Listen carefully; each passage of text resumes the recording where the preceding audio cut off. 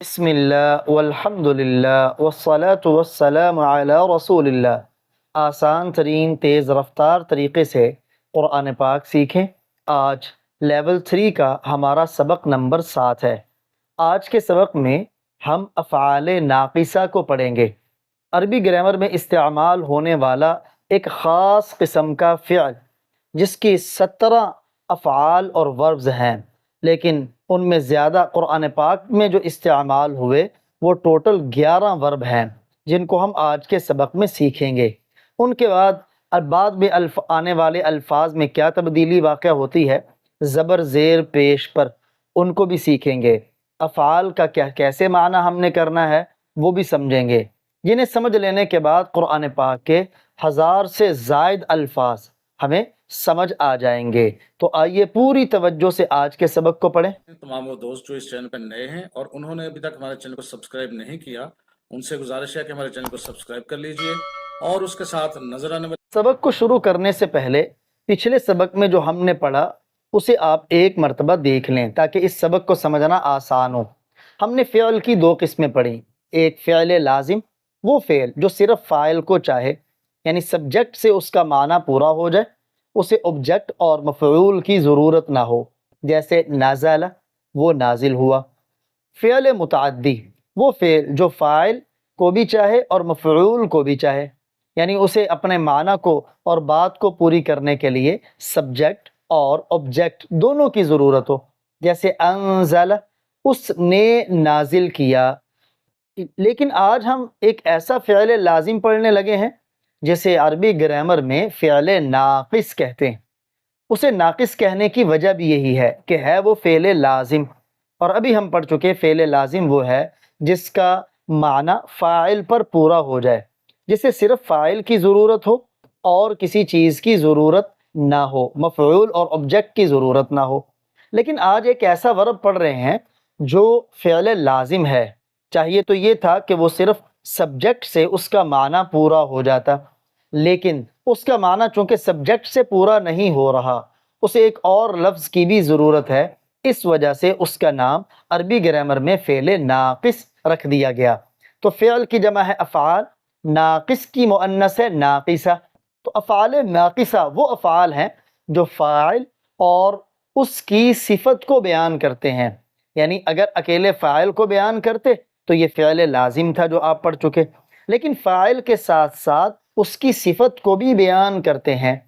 صفت کے بغیر بات پوری نہیں ہوتی۔ اب افعال جو لازم ہونے کے باوجود صرف فاعل کے ساتھ مل کر مفہوم اور معنی پورا نہیں کرتے، بلکہ ان کے ساتھ انہیں فاعل کی صفت بیان کرنے کی بھی ضرورت ہوتی ہے، ایسے وربز اور افعال کو عربی گرامر میں افعال ناقصہ کہتے ہیں۔ اب جب انہیں 2 لفظوں کی ضرورت ہوگی تو ان میں جو پہلا لفظ ہے اسے ان افعال کا اسم کہتے ہیں، اور جو صفت ہوگی اسے ان افعال کی خبر کہتے ہیں۔ جیسے دیکھیں 2 مثالیں آپ کے سامنے، کان ربک بصیرا۔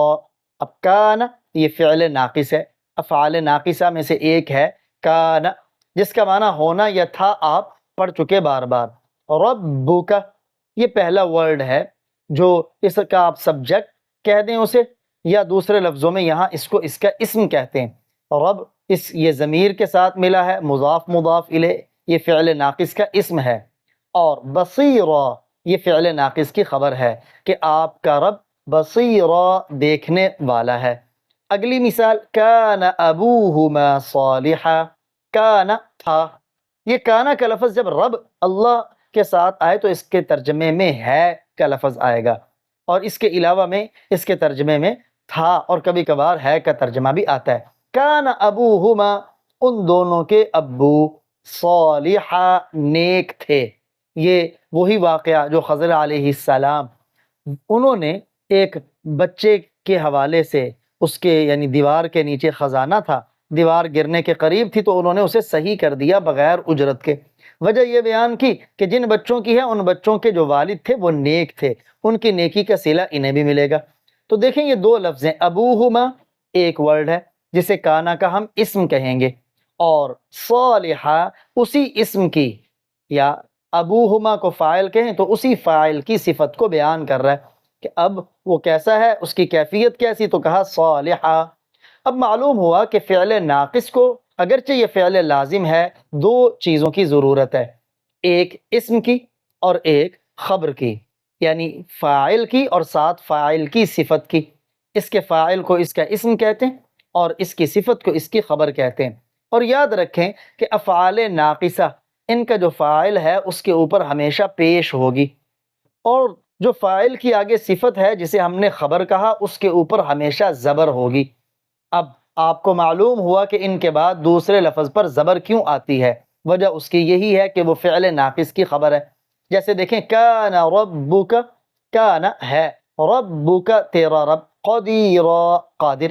اب دیکھیں ربک رب کے اوپر پیش ہے کیونکہ یہ کان فعل ناقص کا اسم ہے، اور قدیرا اس کے اوپر دو زبر ہے، دو زبر ہو یا ایک زبر ہو، یہ کانا کی خبر ہے۔ کان ربک قدیرا، اور آپ کے رب بے قادر ہیں۔ اگلی مثال کان امر اللہ مفعولا، کان ہے، امر اللہ اللہ کا حکم، یہ امر حکم اللہ اللہ، امر کی اضافت ہے اللہ کی طرف، یہ کانا کا اسم ہے، مفعولا ہو کر رہنے والا ہے، یہ کانا کی خبر ہے اس لیے اس کے اوپر دو زبر ہے۔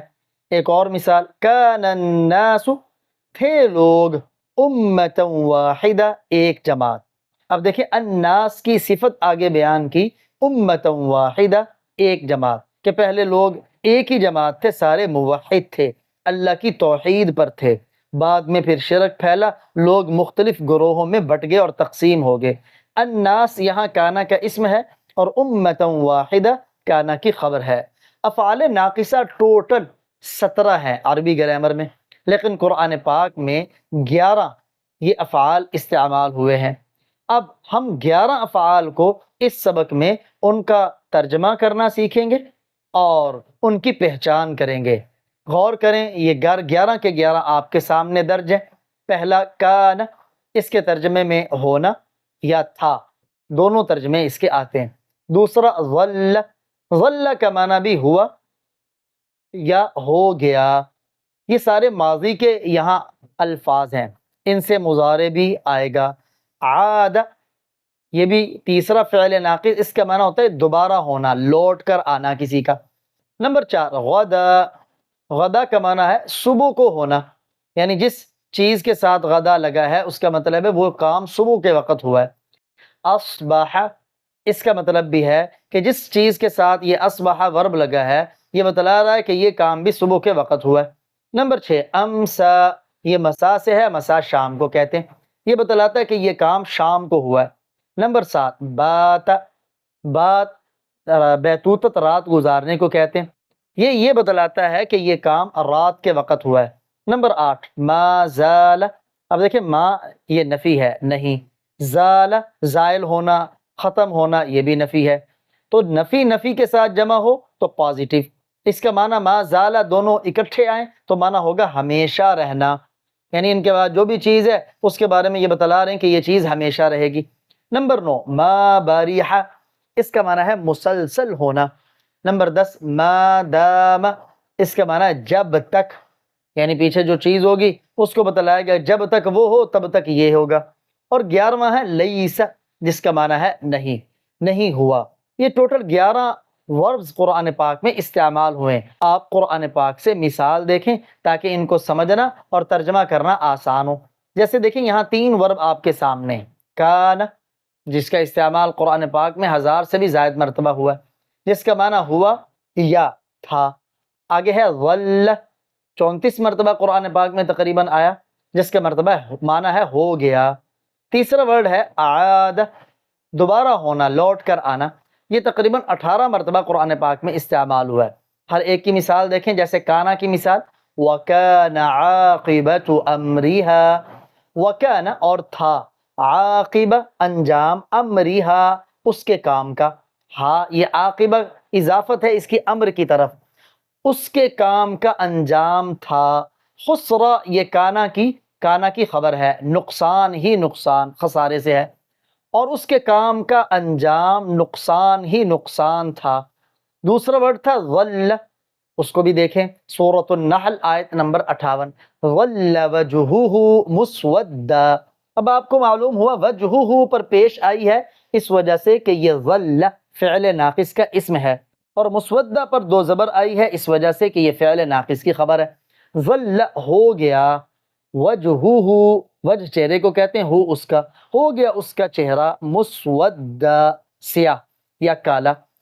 عاد اس کی مثال دیکھیں، جیسے سورہ یاسین آیت نمبر 39، عاد وہ ہو گیا یا لوٹ آیا، کل ارجون القدیم، کا معنی طرح، عرجون ٹہنی کو کہتے ہیں، قدیم پرانی، یعنی چاند جب واپس پلٹتا ہے تو دوبارہ لوٹ کر وہ پرانی ٹہنی کی طرح ہو جاتا ہے، تو عادہ کے معنی میں لوٹنے کا معنی آتا ہے۔ جیسے غدا اس کا معنی ہے صبح کے وقت میں ہونا، 3 مرتبہ تقریباً قرآن پاک میں آیا۔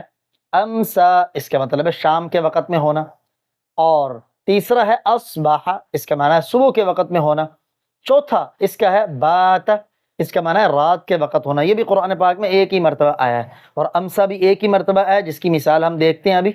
جیسے غدا کی مثال آپ سب سے پہلے دیکھیں، وغدوا، دیکھیں غدا یہ فعل ناقص ہے، آخر میں کمزور حرف ہے، اسی ماضی سے جمع، وغدوا، اور صبح سویرے ہو گئے وہ، علی حرد منع کرنے پر، حرد کا معنی ہوتا ہے منع کرنا، علی کا معنی پر، قادرین قادر، یہ قادرن سے جمع ہے، جمع میں نے بتلایا واو نون کے ساتھ بھی آتی ہے اور یا نون کے ساتھ بھی آتی ہے۔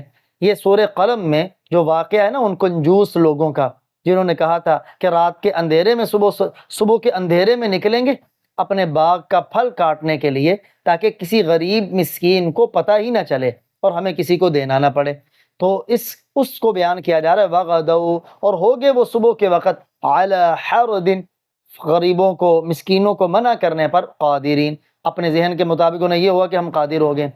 آگے امسا یمسی اس کی مثال دیکھیں، سورۃ الروم آیت نمبر 17، فسبحان اللہ، فا کا معنی پس، سبحان اللہ پس اللہ پاک ہے، اللہ کی ذات پاک ہے، حین جب تم یا جس وقت تم سون شام کرتے ہو، یا تم پر شام ہوتی ہے، تو جس وقت تم پر شام ہوتی ہے اس وقت بھی تم کہتے ہو سبحان اللہ، اللہ کی ذات پاک ہے۔ امسا سے یہ صرف فعل مضارع جمع مذکر مخاطب کا یہ ایک ہی لفظ پورے قرآن میں آیا ہے۔ اصبح یصبح اس کی مثال دیکھیں، وحین تصبحون یہی آیت ہے، اسی آیت کا ٹکڑا، اور جس وقت تم پر صبح ہوتی ہے، اور جس وقت تم پر صبح ہوتی ہے۔ اصبح چونکہ اس کے علاوہ اور بھی قرآن پاک میں ہے، اسے بھی آپ تلاش کریں۔ چوتھے کی مثال آپ نے دیکھا بات، جس کا استعمال قرآن میں صرف ایک بار ہوا ہے، اور وہ سورہ فرقان کی آیت نمبر 64 میں۔ اسی سے فعل مضارع آتا ہے یبیت، یہ اجوف ہے، اجوف سے فعل مضارع یبیت، اور اس سے جمع یبیتون، وہ راتیں گزارتے ہیں، لربہم اپنے رب کے سامنے، لام کا معنی لیے بھی ہوتا ہے، سجدہ یہ ساجد کی جمع ہے، سجدہ کرتے ہوئے، وقیاما قائم کی جمع اور قیام کرتے ہوئے، یعنی اللہ کے بندوں کی صفت یہ ہے وہ اپنے رب کے سامنے رات گزارتے سجدے کی حالت میں اور قیام کی حالت میں۔ مزید آپ 3 افعال اور دیکھیں، جیسے پہلا ہے ما زال، جس کا معنی ہے ہمیشہ رہا، اس کا استعمال قرآن پاک میں تقریباً 8 بار ہوا ہے، اور اگلا ہے ما باریحہ، جس کا معنی ہے مسلسل ہوا، اس کا استعمال قرآن پاک میں 2 مرتبہ ہوا ہے۔ نمبر 3 ما دام، جب تک ہوا، اس کا استعمال قرآن پاک میں تقریباً 9 بار ہے۔ ہر ایک کی مثال دیکھیں، پہلے ما زالہ کی، فما زالت، وہ زالہ واحد مذکر ہے ماضی سے، اسی سے واحد مؤنث، زالت فما زالت پس مسلسل رہی، تلک دعواہم، تلک وہ، دعواہم ان کی پکار، پس وہ ان کی پکار مسلسل رہی۔ آگے دیکھیں ما بریحہ کی مثال، جیسے سورہ طٰہٰ آیت نمبر 91، لن نبرح، بریحہ کے اوپر ما نافیہ ہے، نفی کا ما، یہ دیکھیں نبرح بریحہ یبرح، فعل مضارع ہے اس سے جمع متکلم، اس کے اوپر لن نافیہ داخل ہے، لن نفی بھی کرتا ہے، اس نفی میں تاکید بھی پیدا کرتا ہے، ہرگز ہم نہ ہلیں گے، ما بریحہ کا معنی تھا نا مسلسل رہنا، تو ہرگز ہم نہ ہلیں گے، ہرگز ہم نہ ٹلیں گے، علیہ اس پر سے، عاکفین عبادت کرتے ہوئے یا اعتکاف کرتے ہوئے، کیا مطلب؟ موسیٰ علیہ السلام کی قوم نے ہارون علیہ السلام سے کہا کہ جب تک موسیٰ علیہ السلام واپس نہیں آئیں گے کوہ طور سے، ہم اس بچھڑے کی پوجا سے ہرگز باز نہیں آئیں گے۔ مادامہ کی مثال دیکھیں، جیسے سورۃ المائدہ آیت نمبر 24، لن ندخلها، لن ہرگز نہیں، ندخلها ہم داخل ہوں گے، ہاں اس بستی میں، ابداً کبھی بھی، ما داموا، ما دامہ اس سے جمع ہے ما داموا، جب تک وہ رہیں، فیہا اس میں، جب تک وہ اس میں موجود ہیں تو ہم ہرگز اس بستی میں داخل نہیں ہوں گے۔ یہ موسیٰ علیہ السلام کی قوم ہے، جب انہوں نے ان کو کہا کہ اب فلسطین اور بیت المقدس کو عمالقہ قوم سے آزاد کرتے ہیں، تو انہوں نے کہا تھا ہرگز ہم اس بستی میں داخل نہیں ہوں گے جب تک وہ عمالقہ قوم اس کے اندر موجود ہے۔ تو مزید آپ باوضو ہو کے قرآن پاک لے کے بیٹھیں اور ان افعال کو قرآن سے تلاش کر کے ترجمہ کرنے کی کوشش کریں۔